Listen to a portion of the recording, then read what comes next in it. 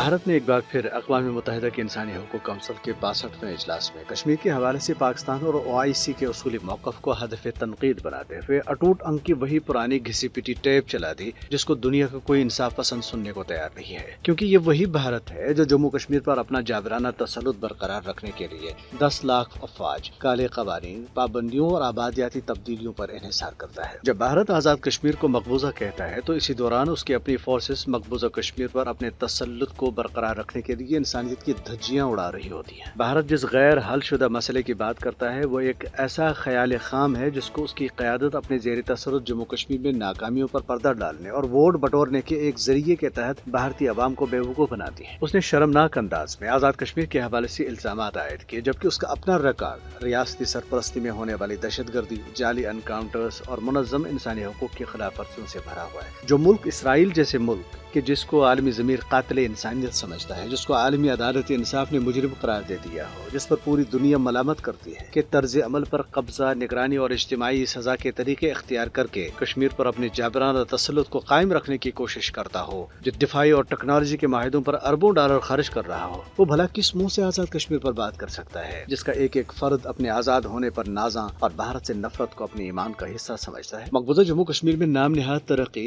एक सफेद झूठ है जिसे ज़मीनी हक़ाइक़ झुटलाते हैं। बेरोजगारी, खस्ता ढांचा, पानी और सेहत जैसी बुनियादी सहूलियात का फुकदान, लॉकडाउन, मवासलाती ब्लैकआउट और बड़े पैमाने पर गिरफ्तारियां मामूल बन चुकी। इज़हारी राय की आज़ादी के हवाले से भारत अपने आईन की दफ़ा 19 का हवाला देता है, वही आईन जिसके तहत सहाफ़ी जेलों में डाले जाते हैं, कारकुनों को दहशतगर्द करार दिया जाता है। मकबूजा जम्मू कश्मीर में मुकम्मल जुबान बंदी है। कोई शख्स सोशल मीडिया पर ऐसी पोस्ट नहीं कर सकता जो ज़मीनी हक़ाइक़ और भारत के जुल्म सितम की आकाश हो। कश्मीर में इंटरनेट की बंदिश मामूल बन चुकी है जो एक आलमी रिकॉर्ड बना हुआ है। भारत करगिल और पठानकोट जैसे वाक़यात का हवाला आलमी बरादरी को गुमराह करने के लिए देता है, जबकि हकीकत ये है कि रियासती जबर और कश्मीरियों के हक़ खुद इरादियत से इनकार ही असल तनाज़े की जड़ है। सरहद पार दहशतगर्दी का इल्ज़ाम लगाना और ख़ुद अफ़गानिस्तान से बलूचिस्तान और खैबर पख्तूनख्वा में इस खूनी खेल की सरपरस्ती करना और इसके साथ साथ जाली और फॉल्स फ्लैग ऑपरेशन करना उसका रियासती मशगला है। ताहम वो कभी कामयाब नहीं होगा, न कश्मीरियों के जज्बों को शिकस्त दे सकता है और न पाकिस्तान के हिमालय जैसे आज़म को तोड़ सकता है। भारत इसराइल जैसी शैतानी ताकत की शागिर्दी करने के अलावा अरब इमारात के साथ गठजोड़ करके मुस्लिम दुनिया के इत्तेहाद को ज़ख्म पहुंचाना चाहता है, मगर वो इस हिकमत अमली में भी नाकाम होगा, क्योंकि तमाम मुस्लिम ममालिक कश्मीर के हवाले से एक मजबूत और असूली मौक़िफ़ रखते हैं। अलगरज आबादियाती तब्दीली, फौजी जबर और पानी को बतौर हथियार इस्तेमाल करना किसी जमीन को जायज़ इलाका नहीं बना सकता। भारत जितनी चाहे आलमी फोरम्स पर